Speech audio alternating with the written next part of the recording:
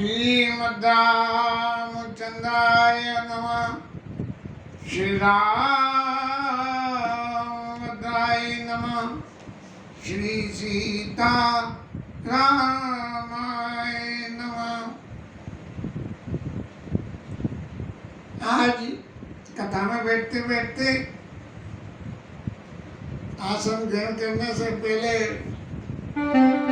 एक बात बड़ी अच्छी मुंह से अनायास ही निकल गई। अब तक तो एक दुआ पद या काल सुना था कि कथा समापन होत है, सुनो धीर हनुमान, राम लक्ष्मण जानकी सदा करऊं कल्याण। रामलीला जब जो है पूर्ति हो जाती थी तो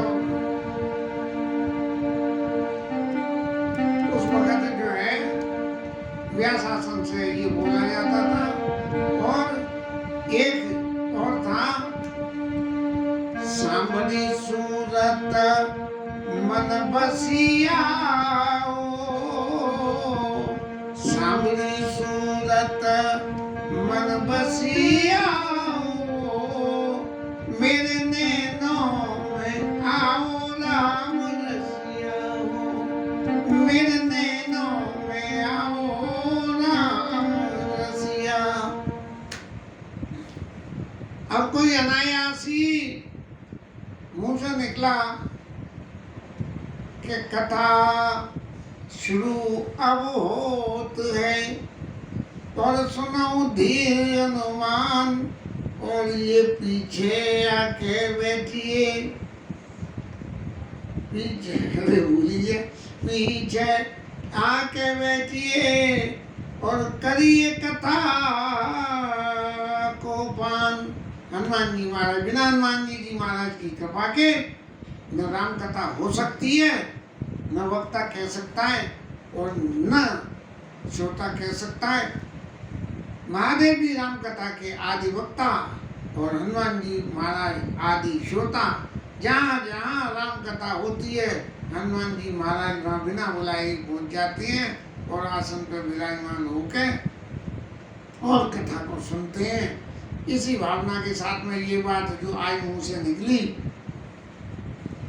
उसके लिए मैंने अपने ठाकुर जी के सामने निवेदन कराए कि महाराज हनुमान जी की दया ऐसी बनाए रखना, जब तक इस शरीर में प्राण रहें तब तक ये राम कथा निरंतर चलती रहे। कल शाम को अनायासी कुछ कैलकुलेशन लगा रहा था तो पेड़ के कागज में लगा हुआ एक बड़ा अच्छा भजन मिल गया कि ठाकुर जी को यदि पाना है तो भजन तो करना पड़ेगा। तो भजन करके वो मिलेगा कैसे, इस क्रिया को थोड़ा सा एक 3 पदों में जो है वो कहा गया है।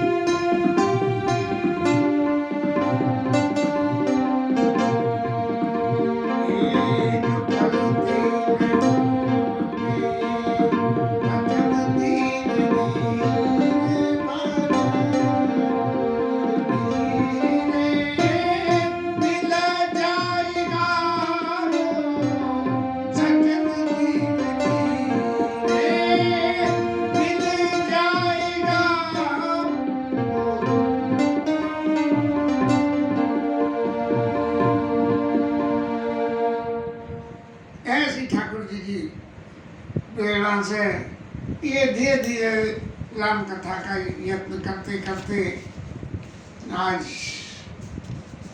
शायद ये 3 साल होने को आ गए। मार्च 19 कोविड-19 था ना, मार्च 19 से कथा शुरू हुई तो 20, 21 और 22 ये 3 साल की कथा जो है वो पूर्ण होली। और जिस हिसाब से इस जीवन में इस कथा को कहने से सुख प्राप्त हो रहा है, ये बिल्कुल वैसा ही हो गया जैसा कि जो आदमी मीठा खाए उसे मीठे का स्वाद मिले। कल कथा में परशुराम लक्ष्मण संवाद शुरू होने को ही था। परशुराम जी महाराज के स्वरूप का वर्णन हुआ, राम जी के स्वरूप का वर्णन हुआ कि धनुष तोड़ने के बाद राम जी महाराज की क्या प्रक्रिया हुई, परशुराम जी के रोष को देख के राजा लोगों की क्या गति हुई। और फिर जब सीता मैया को मन में, राम जी महाराज तो चुपचाप बैठे रहे, उन्होंने अपने आप को वहाँ सिर्फ इसके अलावा के विश्वामित्र जी ने आके परशुराम जी से मिले और राम जी लक्ष्मण जी से प्रणाम कराया। इसके अलावा भगवान ने अपनी कोई प्रतिक्रिया नहीं दिखाई। लेकिन जब महाराज परशुराम जी महाराज ने कहा कि वेग दिखाई मूल नत आजू और उलटहूँ वहीं जहाँ लगे तब राजू। जब परशुराम जी ने इतनी बात कही तब प्रभु के मन में ये निश्चय विचार आ गया, ये परशुराम जी महाराज अहंकार के वशीभूत होकर ऐसी बातें कह रहे हैं और क्रोध के वशीभूत होकर इनको जो है कुछ भी नहीं सूझ रहा है कि ये क्या सभा है, किसकी सभा है और क्या परिस्थिति है। राम जी अपने आप को तो एक्सपोज करने के लिए कुछ करते ही नहीं है। ये तो सहज सुभाय राम सुभाय चले गुरु पाई और सिय सने वर्णत मनमाई। सुभाय से ही धनुष तोड़ के जो है चल दिए और सीता जी के श्री को वर्णन कर रहे थे। अब इसी प्रसंग में एक बात याद आती है।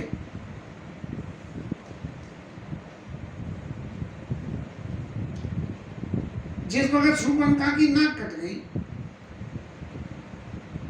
और नाक कटने से क्या हुआ कि खरदूषण पे गई और वो खत्म हो गए और रावण के पास गए और रावण के पास जाके उसने क्या कहा, कर से पान सोवत दिन राती शुभ नहीं तब सिर पर आराती।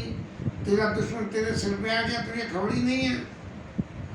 और क्या हुआ,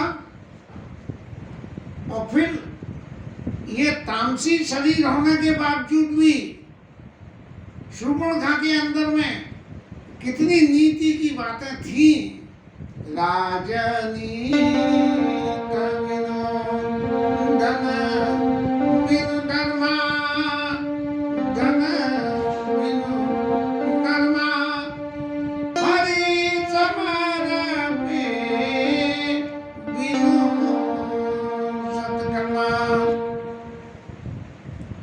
बिना नीति के राजनीति बेकार हुई और भगवान के समर्पण के बिना सत्कर्म किए हुए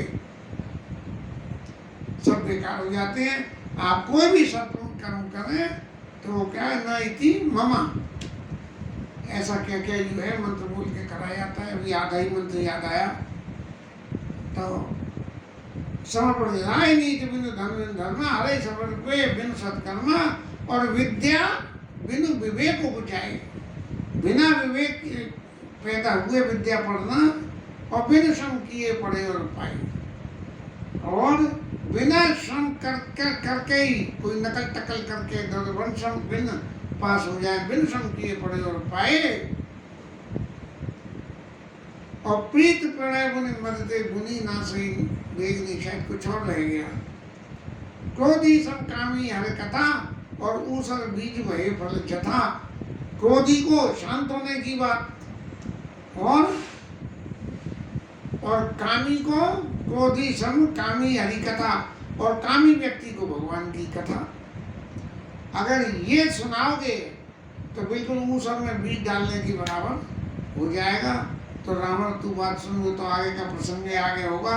लेकिन फिलहाल यहाँ परशुराम जी महाराज के सामने जो समस्या पैदा हुई वो क्रोध की समस्या थी, और क्रोध की समस्या के सामने उनको समझाया जाए क्या, कि परशुराम जी महाराज को ये समझाया जाए कि महाराज देखिए, धनुष तोड़ने वाले ने धनुष तोड़ा, ये उसकी कोई गलती नहीं है, ये आयोजकों की गलती है कि जिसने आयोजन करा। और आयोजकों ने गलती करी वो तो ठीक थी महाराज, लेकिन आप एक बात और समझिए कि गुरु ये परशुराम जी महाराज के सामने विश्वामित्र ऋषि ने जब राम जी को ये आदेश करा, उठऊ राम मंजऊ बचापो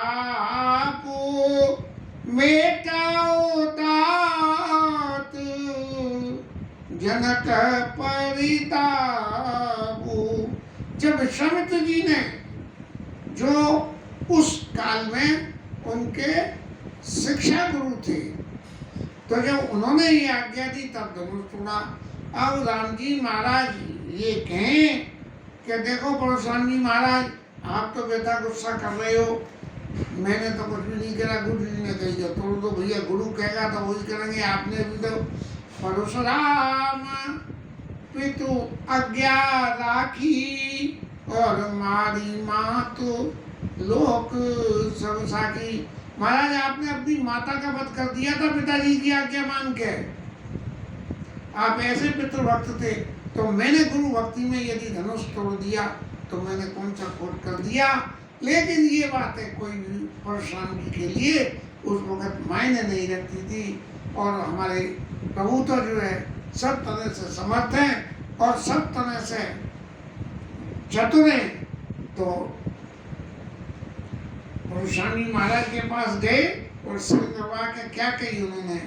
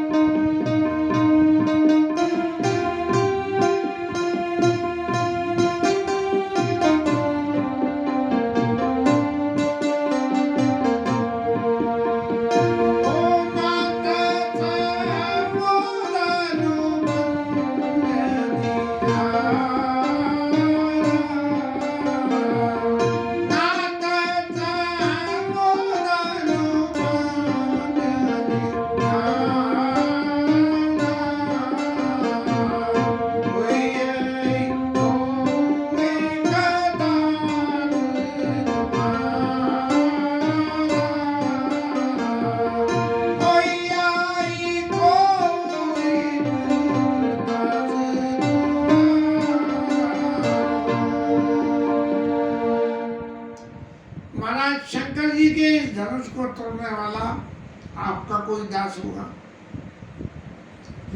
अब परशुराम जी से ये तो कह सके कि महाराज आप तो हमारे ही अंशावतार हो, तो ये कहते हैं क्या क्रोध में बात लगेगी। इसलिए उन्होंने प्रभु ने कही कि आपका दास होगा, कोई होगा, नाम तो खोला नहीं। लेकिन अब आप मेरे को आज्ञा करी, आय चुका कहिए किन मोई और सुन साई बोले मुनि कोई। महाराज ऐसा है कि आपके क्रोध को देख के सभा सब डर गई है, तो मैं आपका दास हूँ, तो आप मुझे आज्ञा करो कि मैं क्या करूं जो इन सब का भय निकल गया। और इतनी बात सुन के, अरे मैं तो सबको डराने आया हूँ और ये भय निकालने की बात कहते हैं। सो क्रोध में भर के परशुराम जी बोले, बोले सेवक सो जो करे शिवकाई, अर करनी कर करी है लड़ाई। हे राम, आप सुनिए तो सही, सेवक होता है जो सेवा करता है, या आप कह रहे हो कि मैं वो काम करूं जिससे इन सबका भय निकल जाए? भय निकल जाए मतलब क्या हुआ कि मैंने जो है राजाओं को काट काट के ठिकाने लगा दिया, मैं उस भय को यहाँ दिखाने आया हूँ, आप उस भय को निकालने की बात कह रहे हो। अब परशुराम जी महाराज तो क्रोध में पागल हो गए थे, तो उन्हें तो कुछ सूझा नहीं, और राम जी से कहने लगे, सुनाओ राम जी शिव धनु तोड़ा।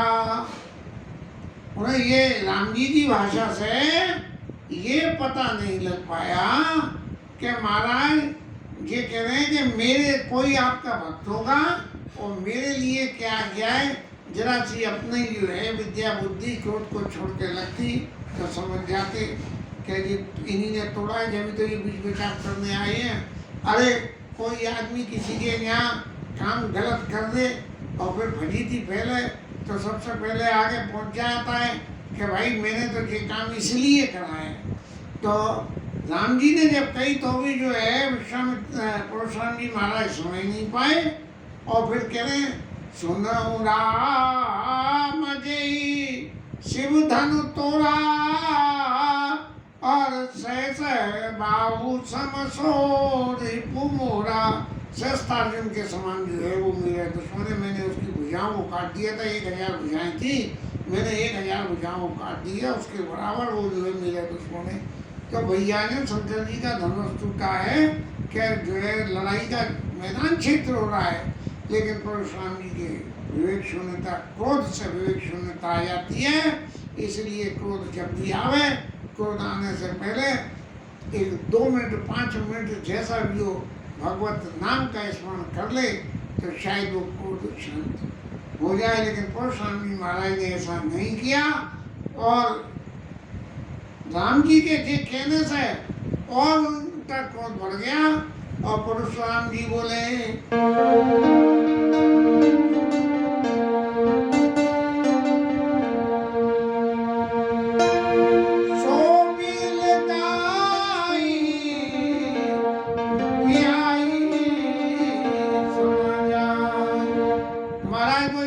छोड़ के बिल्कुल अलग खड़ा हो जाए, इस समाज के बीच में नहीं रहे जिसने धनुष को तोड़ा है, और न मारे जय है सब राजा, नहीं तो मैं सारे राजाओं को मार दूंगा। जब परशुराम जी ने इतनी वीरता की बात कही और हमारे प्रभु बिल्कुल सहज स्वभाव से उनकी विनती कर रहे हैं, लेकिन लक्ष्मण जी के स्वभाव में क्या है कि करई स्वामित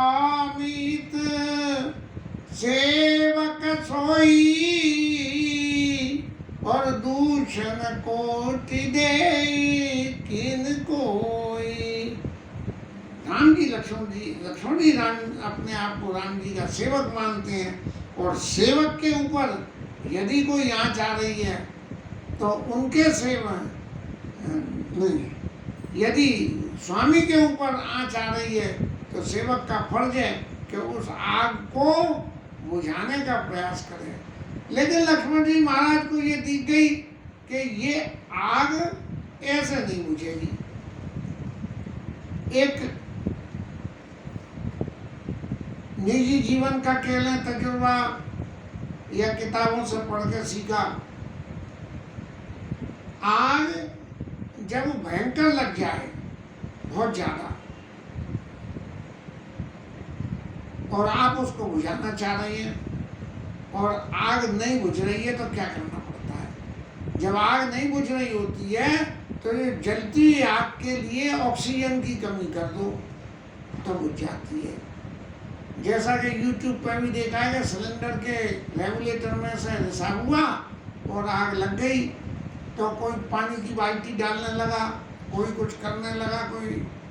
लेकिन जैसे ही भले आदमी ने एक स्टील की बाल्टी जिसका मुंह सिलेंडर के मुंह पे जाके फंस जाए, उल्टी करके ऊपर ढकी और नीचे कपड़ों से बांध दिया तो सिलेंडर की आग बुझ गई।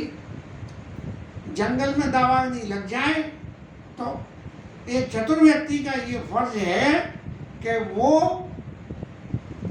जो अपने पास की झाड़ियां हैं उन सबको पहले खुद ही जला ले, जिससे कि आग फैल के उस तक नहीं आएगी, यहाँ तक बीच में गैप हो जाएगा और यही रुक जाएगी।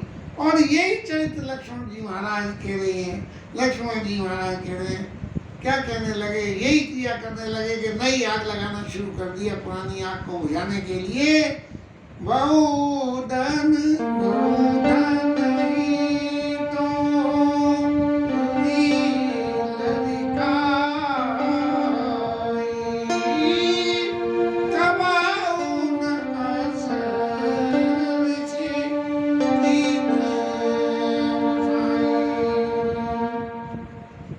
महाराज आप एक बात तो सुनिए, अरे हमने तो बचपन में इन्हें कितनी धनुआ तोड़ दी, छोटे धनुष तो जिन्हें कितने तोड़ दिए, लेकिन महाराज आप उस वक्त तो गुस्सा करने आए नहीं। और तो और सही, इसी धनुष में आपकी काय बात की, अरे ये तो पुराना था और वैसे भी पिनाक जो है वो कोई दोष पैदा हो गया था, इसलिए युद्ध में काम आ नहीं सकता था, शंकर जी का धनुष था। ए धन पर ममता के हेतु, तो इस पे ममता काय बात की लग रही है, अरे पुरानी चीजों का तो विसर्जन करा जाता है और आपकी ममता लग रही है वो भी टूट गया, तो क्या करने आ गए हो आप। तो परशुराम जी महाराज ने जब और नई आग जलती हुई देखी कि मेरी आग से बड़ी आग जल रही है, तो उन्होंने क्या करा, वे नप बालक काल बस और बोलत कोई न समार, धनु ही समत पुरार, धनु विदित सकल संसार। अरे राजा के पुत्र, वे नप बालक, तू कालवश हो गया है, अरे मेरी लगाई आग के सामने नई आग पैदा करके ये चाहता है कि तू बच जाएगा, नहीं, तू काल के वशीभूत हो गया है। तेरे को ये नहीं मालूम क्या ये पिनाक में और धनुई में क्या फर्क होता है। इस रोष के साथ में लक्ष्मण जी ने नई आग लगा के और परशुराम जी को शांत करने का पहला प्रयास किया है। आज की कथा इसके साथ विश्राम करते हैं। कल जो है